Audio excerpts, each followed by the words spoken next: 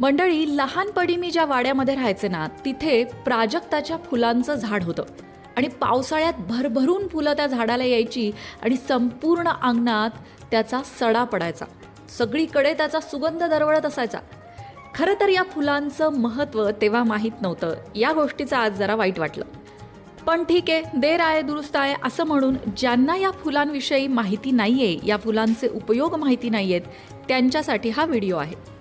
तुम्हाला माहिती आहे, प्राजक्ताचं जे झाड आहे, ज्याला पारिजातक सुद्धा म्हटलं जातं, ते जिथं असतं ना, जर तुमच्या घराच्या आजूबाजूला असेल, तुमच्या कॉलनीमध्ये असेल किंवा कुंडीमध्ये असेल, तर जिथे कुठे हे प्राजक्ताचं झाड असतं, वास्तुशास्त्रानुसार तिथल्या आजूबाजूच्या वास्तूमधले सगळे वास्तुदोष दूर होतात. प्राजक्ताच्या फुलांचा सडा जिथे पडतो तिथे लक्ष्मी वास करते अशी ही मान्यता आहे. कारण पारिजातकाची ही फुलं माता लक्ष्मीला अत्यंत प्रिय आहेत. लक्ष्मी पूजेमध्ये म्हणून पारिजातकाची फुलं आवर्जून घ्यावीत असं सुद्धा सांगितलंय. पारिजातकाचा जो सुगंध आहे ना, त्या सुगंधामध्ये तुमच्या जीवनातून ताण कमी करण्याची क्षमता आहे. पारिजातकाचा सुगंध मन शांत करतो. त्याचबरोबर पारिजातकाचं झाड जिथे असतं किंवा ज्या घराच्या दारात असतं तिथलं आजूबाजूचं वातावरण आनंदी ठेवायला ते झाड मदत करतं.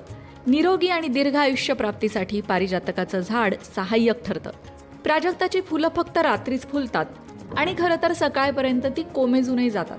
ज्यांच्या अंगणात ही फुलं उमलतात तिथे शांतता आणि समृद्धी नेहमीच नांदते. तुम्हाला माहिती आहे का, पारिजातकाची फुलं जे किंवा पारिजातकाचं जे झाड आहे ना, ते ज्योतिषशास्त्र, वास्तुशास्त्र आणि आयुर्वेद या तिन्हींच्या दृष्टिकोनातून महत्त्वाचं आहे बरं का. हृदयरोगासाठी प्राजक्ताच्या फुलांचा उपयोग केला जातो. म्हणजे हृदयरोगापासून बचाव करायचा असेल तर 5-6 फुलांचा रस घ्यायचा. हा एक प्रभावी उपाय. परंतु हा उपाय आयुर्वेदिक डॉक्टरांच्या सल्ल्यानेच घ्यावा. कारण तुमचा नक्की आजार काय आहे, तुम्हाला किती त्रास होतो आहे, या सगळ्यावर त्याचं प्रमाण अवलंबून असतं. पण तसं प्राजक्ताच्या झाडाकडे पाहिलं तर त्याची फुलं, पानं नाही तर सालसुद्धा औषध म्हणून वापरलं जातं. इतकंच नाही आहे बरं का, या पारिजातकाचा झाडाचा संबंध ना आपल्या पौराणिक कथांशी सुद्धा आहे. म्हणजेच एका पौराणिक कथेनुसार पारिजातकाचा हा जो वृक्ष आहे तो समुद्र मंथनातून निर्माण झाला.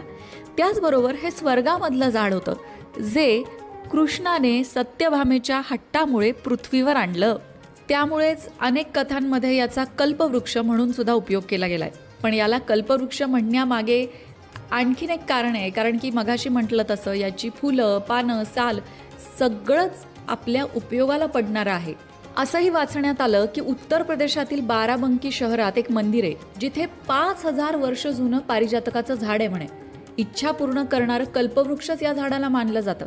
हे प्राचीन झाड पांडवांची आई कुंतीशी संबंधित आहे अशी